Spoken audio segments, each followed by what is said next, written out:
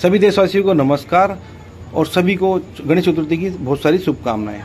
आज मैं आप सबको ये बताने आया हूँ गणेश जी के साथ बप्पा और मोरिया शब्द क्यों बोला जाता है।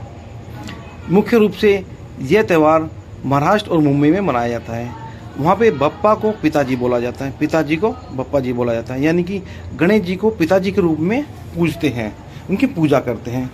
इसी तरह से 15वीं शताब्दी में एक मोरिया गोसाई नाम का एक भक्त, अनन्य भक्त था गणेश जी का, जो इनके दर्शन करने के लिए चिचवाड़ गांव से मोर गांव तक पैदल यात्रा करके लगभग 117 किलोमीटर यात्रा करके आते थे। ये एक काल चलता रहा, समय चलता रहा।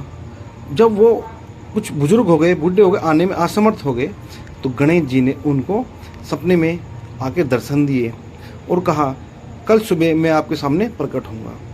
जब वो भक्त नहाने के जैसे निकले तो सामने उसी पानी में एक मूर्ति प्रकट हुई, तो बड़े खुश हुए। उन्होंने वहाँ पे उसको स्थापित करा। जब ये बात आसपास के लोगों को पता चली तो वहाँ दर्शन करने आते थे लोग बाग। गणेश जी के साथ साथ उस भक्त के भी दर्शन करते थे, वो उनको बहुत बड़ा भक्त मानते थे। जब भी उनके दर्शन करते थे तो वो हमेशा मंगल मूर्ति बोला करते थे। इसी तरह से सिलसिला चलता गया, तो गणपति जी के साथ बप्पा और मोरिया शब्द जुड़ गया और मंगल मूर्ति बोलते थे।